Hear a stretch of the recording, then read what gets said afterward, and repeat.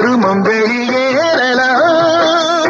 தருமம் அரசாளும் தருணம் வரும்போது தவறு வெளியேறலாம். நல்லவர் லட்சியம் வெல்வது நிச்சயம்.